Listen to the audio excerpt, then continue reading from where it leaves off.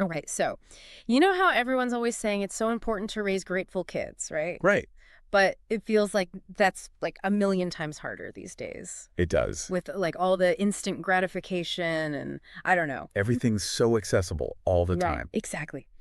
So today we're doing a deep dive into how to actually cultivate gratitude in children. We've got 5 research-backed strategies to try. 5 actionable strategies. And I think Yeah. that's key, right? Because as a parent, sometimes you hear these things and you're like, okay, that sounds great in theory, but what do I actually do? Right, exactly. It's like, how do we get from point A to point B? Exactly. Okay, so let's jump into those 5 strategies. The first one is about modeling gratitude ourselves. Yeah. Like, we can't just tell kids to be thankful. We have to show them how it's done. Yeah. And it's amazing how often we as adults forget to do this. Yeah. We get caught up in the hustle and bustle. We forget to appreciate the little things. Yeah. But kids pick up on everything. They're little sponges. So they see you complaining or being negative. Yeah. They're going to copy that. Yeah, they're learning that that's how you behave. But on the flip side, if they see you expressing gratitude for a delicious meal, for a friend's support, even just for a sunny day, that makes a huge impact. And it doesn't have to be like this big grand gesture. It's the little things. Exactly. Saying thank you to the barista, letting someone go ahead of you in line at the grocery store. It's those little things that add up. It really is more caught than taught, I think. 100%. Okay, so speaking of things that might be getting lost a little bit in today's world, thank you notes, like actual handwritten notes.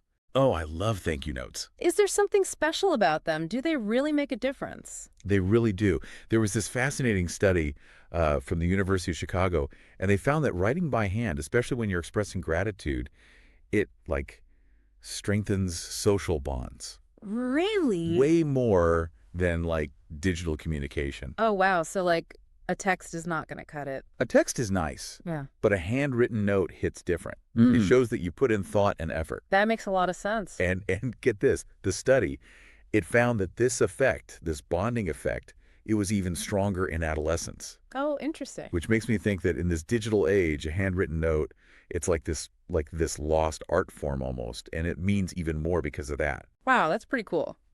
So Oh. we've got to bring back the thank you note. All right. So that's modeling gratitude and writing thank you notes. What's next? Family gratitude rituals. Okay, rituals. I like the sound of that. This is about weaving gratitude into your family's everyday life. Think like dinner time. Everyone shares one good thing from their day. Or maybe it's part of your bedtime routine. You each list a few things you're grateful for. It's about making it a habit, right? Exactly. When you do it regularly, it becomes second nature. It's not this forced, awkward thing. It's just part of who you are as a family. Love it. And Wow. speaking of weaving it in, the next point on the list is giving back. There's something really powerful about teaching kids to connect gratitude with generosity. 100% agree. And I think the key here is involvement. It's not just about writing a check or dropping off some old clothes. Get your kids involved. Have them help choose items for a food bank or volunteer at a local animal shelter. Even small acts of service can make a big difference. Right. It's about teaching them that gratitude isn't just about what we receive, but also about what we give. Exactly. All right. So we've covered modeling, thank you notes, family rituals, and giving back.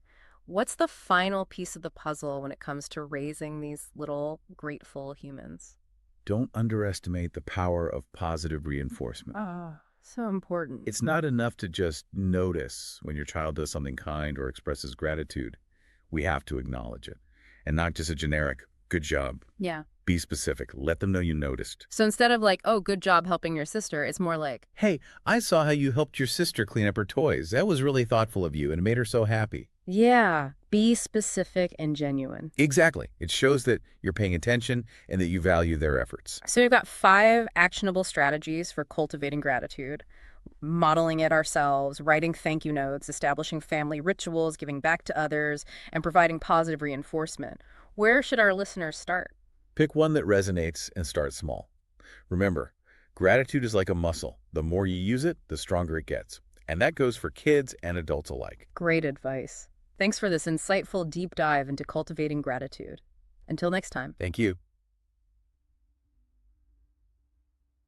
let's all try to find those little moments to appreciate the good stuff.